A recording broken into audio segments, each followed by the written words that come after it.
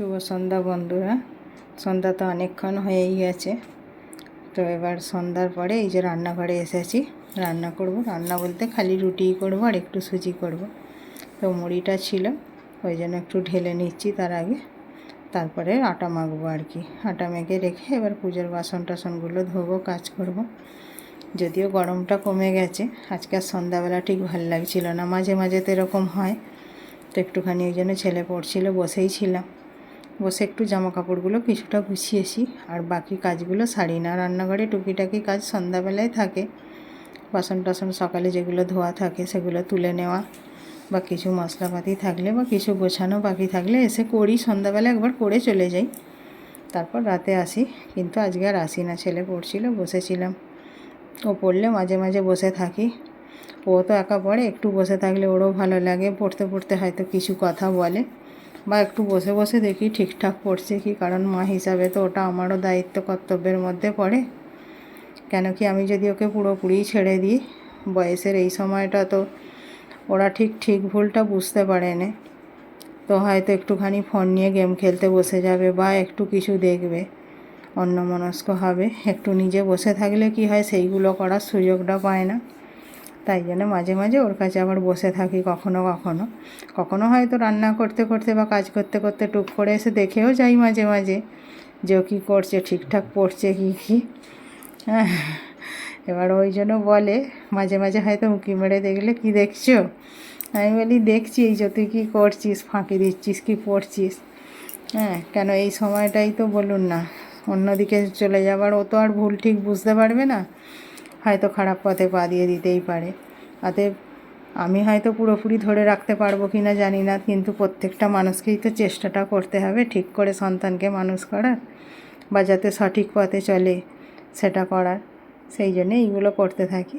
তো যাই হোক, ও কোনো দিন বিরক্ত হয় না, কিন্তু উঁকি মেরে মেরে দেখলে মাঝে মাঝে বলে, কি দেখছো? আমি বলি, এই যে তুই কী করছিস দেখছি, রান্না করতে করতে বা কাজ করতে করতে উঁকি মেরে হয়তো নিচে থাকলে দেখি। আর উপরে পড়তে চলে এলে সন্ধ্যাবেলাটাও নিচেই পড়ে, কারণ সন্ধ্যাবেলা তো সবাই থাকে না, বাড়ির বেরিয়ে যায়।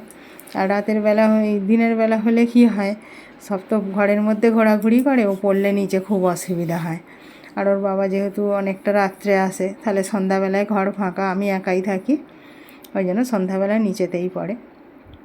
আর দিনের বেলা ওরা ওপরে চলে আসে, কেন বারবার ঢোকা বেরোনা করে তো সবাই। তো এখন গরমটা বলে আবার হয়তো এসি চালাবে বলে সন্ধ্যাবেলায় ওপরে চলে আসে, তাই জন্য এসে ওর কাছেই বসে থাকি। আমারও গরমটাও হয় না, আর তারপর ওকে একটু দেখতেও পারি নিরিবিলিতে বসে একা একা কী করছে, এই আর কি। তো পড়ছে, আমি বললাম তুই পড়, তাহলে আমি এবার চলে যাই। বললো হ্যাঁ তুমি যাও। তো এই জন্য চলে এসেছি। এই যে আটা মাখানো হয়ে গেছে, রুটি করছি, বাসন টাসনও পুজোর ধোয়া হয়ে গেছে। এবার রুটিটা করে রেখে সুজি করবো। একটু আজকে দেরি হয়ে গেল বসে বসে। যাক, এখন তো 9:30 বেজে গেছে, আজকে একটু রাত হয়ে যাবে খেতে। এবার বর হয়তো এসে যাবে। আমি রাতের খাওয়াটা 9টা 9:30টার মধ্যেই খেয়ে নিতে চেষ্টা করি, কারণ এটা স্বাস্থ্যের পক্ষে খুব ভালো। আজকাল মানুষের সত্যি কত রোগ নাড়া, শরীর খারাপ এইসব। অ্যাকচুয়ালি কি বলুন তো, আগেকার দিনে মানুষরা এত অনিয়ম করতো না শরীরের প্রতি। সারাদিন হয়তো খাটাখাটনিটা আমাদের চেয়ে অনেক বেশি ছিল, কিন্তু খাটলে শরীর খারাপ হয় না, ভালোই থাকে। কিন্তু মেন কথা কি, তারা যে খাওয়াগুলো মেনটেন করতো, বা ঘুমটা তাদের পর্যাপ্ত ছিল। এখন এই প্রতিযোগিতার যুগে, প্রতিযোগিতার লড়াই করতে গিয়ে, এগিয়ে যাওয়ার লড়াইয়ে, সে খাওয়া ঘুম সব তো সময়কে ছাপিয়ে যায় না, কোনোটাই সময় করে না। এই ছোট ছোট বাচ্চাগুলো যারা পড়াশোনা করে, বলুন না, আমরা যেই সময় পড়াশোনাটা করেছি সেই সময় কি আর আমাদের মধ্যে এত এগিয়ে যাওয়ার লড়াই ছিল, প্রতিযোগিতা ছিল? বাবা মা জানে পড়াশোনা শিখতে হবে, শিখুক, একটা পাস করতে হবে বা গ্র্যাজুয়েট হতে হবে।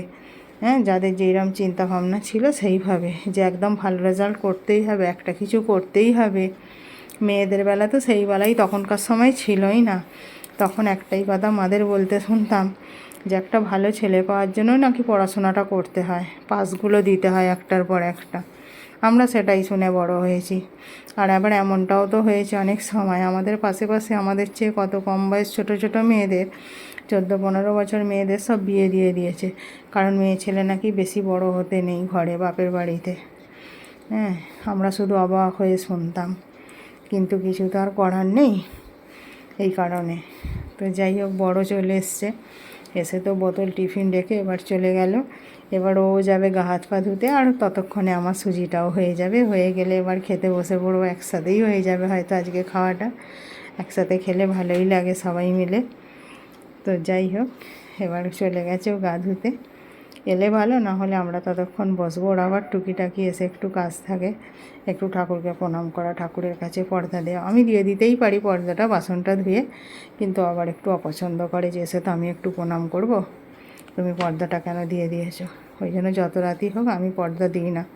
আমি একবার বলি যে তোমার জন্য কি ওরাও তো শোবে নাকি, ওরা কি জেগে বসে থাকবে। তো দেখি অসন্তুষ্ট হয়, ওই জন্য আমি আর দিই না, যার যা ইচ্ছে করুক বাবা। তো যাই হোক, এই আর কি। এই যে রান্না হয়ে গেছে, খাবার নিয়ে চলে এসেছি, বড় এসে গেছে, খাবার বেড়ে নিয়েছি। শুভরাত্রি বন্ধুরা, সবাই ভালো থাকবেন, ভালো থাকার সব সময় চেষ্টা করবেন। টাটা, আজকের মতো এই পর্যন্ত।